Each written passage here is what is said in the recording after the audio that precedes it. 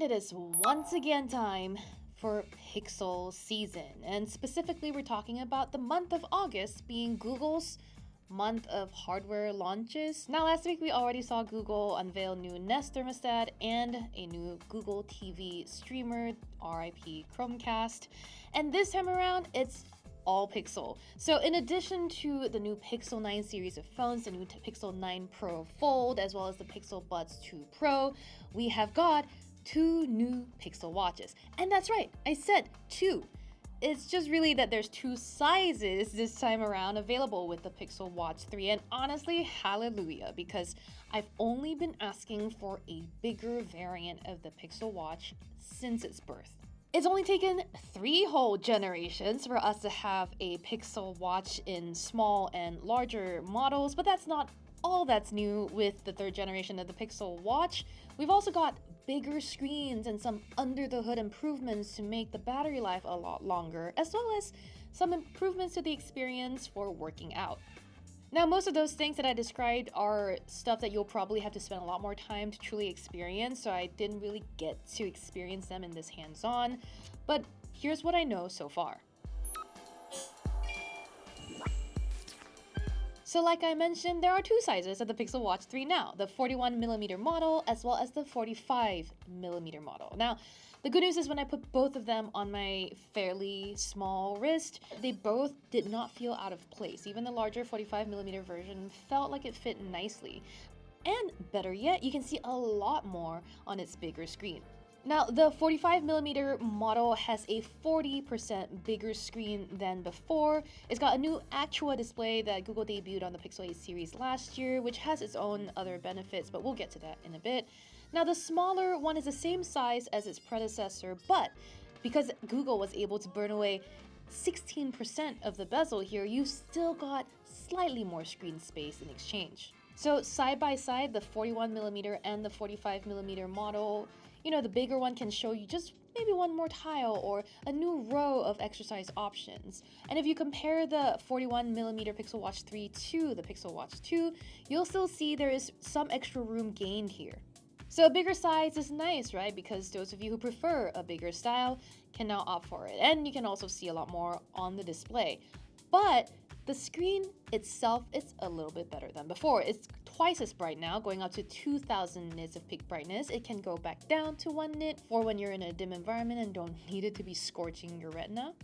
As well as an adaptive refresh rate this time around, going down to 1 Hz on the low end and up to 60 Hz for smoother, more fluid animations.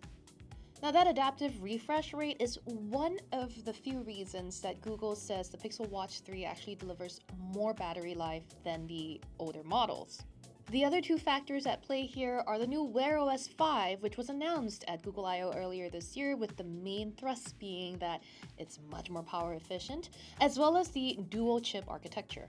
In fact, on the Pixel Watch 3, Google has made it so that the battery saver mode will last up to 36 hours on a charge. And in that mode, you won't be giving up too many features. According to Google, there are no compromises here. You will still have all your safety features within reach. And that is, according to Google, without compromising your health, fitness, and safety features. Now, when your watch drops about 15% of juice left, it'll automatically go into battery saver mode just to help you make sure you can get home to a charger. And then with just the always on display on, you can get up to 24 hours of runtime, which is not the same as the sort of 2 days we're seeing on competing watches like the Apple Watch Series 9, but it certainly would be a bit longer than older models of the Pixel Watch. Obviously, this is something we'd have to test out in the real world to see if it lives up to the claim, but for now, it is a promising improvement. It's not all just sort of under the hood chip or screen improvements that are helping that battery last longer too. The 45mm version of the Pixel Watch 3 actually has a 35% bigger battery than the Pixel Watch 2. And finally, when you do rush back to plug your watch back in or put it on its magnetic charging dock, you should be blessed with faster charging. According to Google, the 41mm Pixel Watch 3 will charge 20% faster than the Pixel Watch 2. And actually, that charging dock is backward compatible, so you can use it with a Pixel Watch 2 as well. So far from my hands-on, the main takeaways are that the bigger screens do cram in a bit more info at a glance, and Wear OS 5 doesn't seem to be hugely different from its older model. A lot of these changes that are coming on the Pixel Watch 3 are things I'll have to see with a real review unit out in the wild. I will say though, it certainly felt very light on my wrist during the hour or so that I had it at our hands-on session. And maybe it's not the fairest comparison, but it certainly felt lighter than my 44mm Apple Watch Series 9, and it was very comfortable. In fact, I remain obsessed with the woven sort of stretch band that Google has made for the Pixel Watch. It's basically like a scrunchie you can put on your wrist and take it off very easily with just one movement. Now, on to what you actually want to use the Pixel Watch 3 for: general fitness, activity, and health tracking. This year, Google's focus for the Pixel Watch 3 was performance. And so, yes, in addition to Wear OS 5 and the Qualcomm chip that's inside, it's also made some new features that are designed to help you perform better as an athlete. Of course, you can be an athlete in all number of sports, but it's focusing for now on running, which makes sense, right? Running is the most low barrier to entry sort of activity there is. Anyone can really just grab a pair of good shoes and go out and run. But if you're a little more into your running performance than that, the Pixel Watch 3 may have some new features that are helpful to you. The Pixel Watch 3 has a new running experience that is designed to help you plan and perform, and then measure your progress in your running routine. So you can create a bunch of running workouts. You can make them start with timed warm-ups and then set target paces, add segments that are timed, or tie them to your heart rate and more. You can do this on your phone and then send it over to your watch and then hit play, and then you can save it for later use. Now, as you're running, you'll get pace guidance to tell you whether you need to speed up to meet a certain heart rate zone or pace, for example. And maybe if you're running too fast, you'll also be given the alerts to slow down. Now, this is obviously not new to the space. Samsung and other fitness product makers have done this before. It's nice to see, though, that Google's finally bringing it to the Pixel Watch 3. According to Google, the Pixel Watch 3 will also track your form using some motion sensing as well as machine learning to understand your cadence, stride length, the vertical oscillation, and then it can help you improve your run performance. There's a new running dashboard in the Fitbit app that will show your metrics like your weekly mileage, your personal records, and a detailed analysis of your running workouts. With Fitbit Premium, which is a paid subscription service, you'll be able to get more insight and an AI generator that will surface some new run workouts that the AI has put together for you to your watch whenever you start looking at your saved workouts. But an important component of your health and wellness is not just working out or running, it's also rest and recovery. And we all know this, and a lot of the activity and fitness device makers in the space are catching on to this idea. With the Pixel Watch 3, Google is sort of expanding more into this more holistic picture of your overall health by tweaking and refining its readiness score feature. First of all, and very importantly, Readiness Score is now available to everyone. You don't have to be a Fitbit Premium subscriber, which is nice. It's nice to have a fairly important metric be shown to you every day without having to fork over another $10 a month when you've already paid a few $100s for the Pixel Watch. Kudos to you, Google, for listening. Now, with the Pixel Watch 3, your readiness score will consider more metrics than before, including your heart rate variability, your sleep, your resting heart rate, to reflect what they say is your body's state of recovery. If this sounds familiar, and it is sounding familiar to me, it's because Samsung Health also does this with the new Galaxy Watch 7 and the Galaxy Ring, as well as the Galaxy Watch Ultra. But Google takes things a little bit further with something called cardio load. And this is something where I suspect Fitbit's experience in this space comes in. Because Fitbit was such a pioneer in the heart rate tracking wearable industry, it's got a lot of information and understanding of how to interpret your heart rate data. And cardio load is one manifestation. It will show how hard your heart is working and then use that data to sort of set target loads for future cardio activity.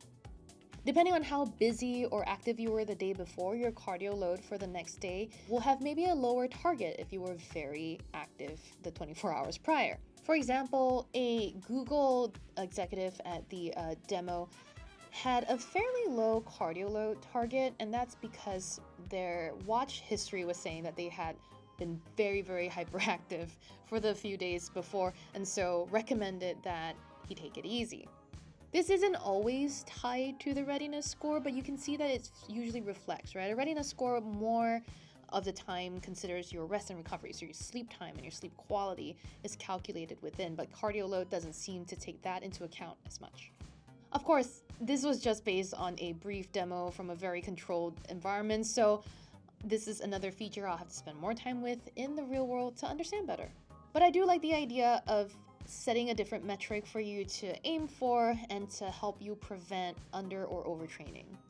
For those of you who don't like digging into the numbers the way I do, you can get a summary every morning with a new Fitbit feature called the Morning Brief.